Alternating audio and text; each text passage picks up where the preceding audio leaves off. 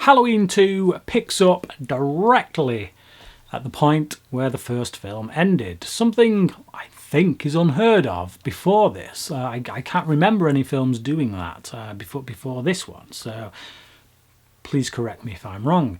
But yeah, you know, it starts with the final moments of the first film and then carries straight on after that.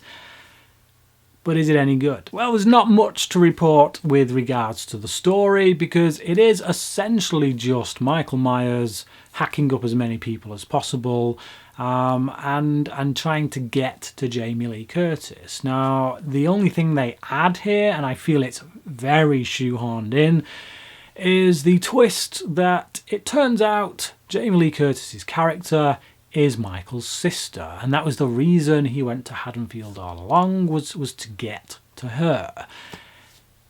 Unfortunately, that really doesn't wash with me. Like, it feels, well, exactly what it is, which is shoehorned in. You know, they needed something to give this film a story. They needed a reason as to why Myers would continue to go after Laurie Strode. And that's the half-assed reason they give. Now, the fact that the script for this is written by John Carpenter boggles my mind. But from what I gather, from what I believe, he didn't really want to do this film anyway.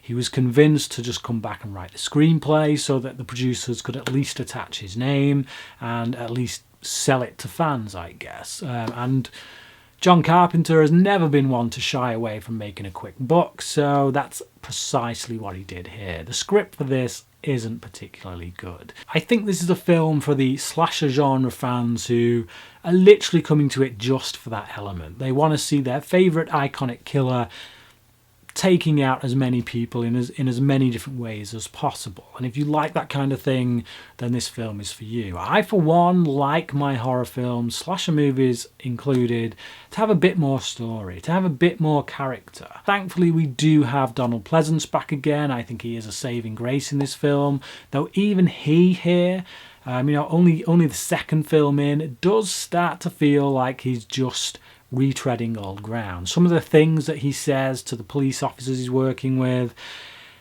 do feel like a complete rehash of some of the things he said to the sheriff back in the first film. However, Donald Pleasence's performance does make me kind of want to go along with this film and go into the breach once more, dear friends.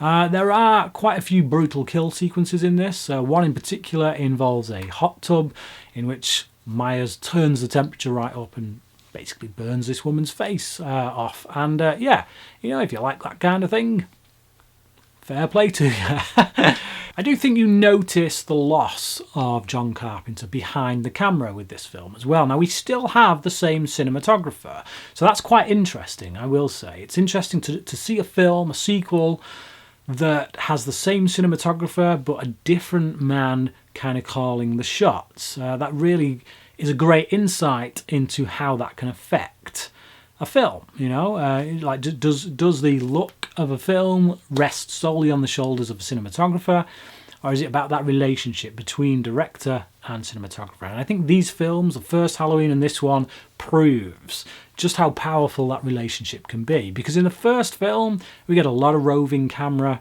You know, the camera always seems to be moving, but it's always in a wide as well. Whereas here, there are a lot of static shots in this. The camera rarely moves. There's a few efforts at the beginning of the film to kind of ape what Carpenter did, and we see it from Michael Myers' perspective when he's kind of roaming around the backs of these houses. But after that, everything goes just a little bit too still. Jamie Lee Curtis also doesn't get a right lot to do here. Now, she gets top billing in this film. You know, you look at the first one, Donald Pleasence had top billing. By the time we get to this, she's at top, Donald Pleasence is second underneath, which is quite interesting, I must say. But despite that top billing, like I say, she doesn't get a right lot to do. She spends much of the film's running time in a hospital bed, having flashbacks to a time that, quite frankly, doesn't make narrative sense, given the events of the first film. If Myers was going after Laurie Strode the whole time, then why did he bother messing around with all those other kids in the house in the first film? we get a line of dialogue here in which she says, "Why me? Why did he choose me?" And he didn't. If you remember the first film, you went over to that house. You stumbled on those bodies. You walked into that situation purely by accident.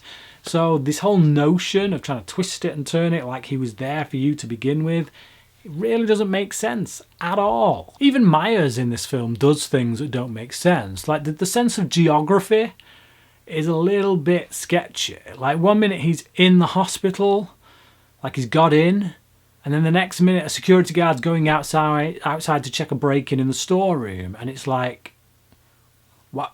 Why did you do that, Michael, precisely? You went into the hospital, then you went out, had a bit of a mess around in the storeroom, only to go back into the hospital? Did you do that just to lure the security guard out so you could kill him? It makes no sense. Like I say, the geography is off, the use of it is off. It's I mean, Michael Myers is, you know, he's insane. He's being directed by evil, whatever you want to call it. But even so, the logic there is non-existent. I liked this film as a young'un, so to speak. You know, in my teenage years, I'd watched all the Halloween movies, and I remember thinking that Halloween 2 was actually one of the better sequels. But coming back to it so many years after, I gotta say, it's a bit of a disappointment. None of the class of the first film, I think. I think it is purely geared towards getting that kind of slasher vibe going. You know, let's set as many victims up as possible and take them out. There's no real kind of social commentary going on, at least none that I can see, like the first film kind of had. So yeah, bit of a damp squib, bit of a disappointment. I'm gonna have to give it a 2 out of 5. So yeah, there you go. Bit disappointing, but what about you? What do you think? Have you seen Halloween 2? And if so, what did you think about it? Comment below, let me know, and until next time, thanks for watching.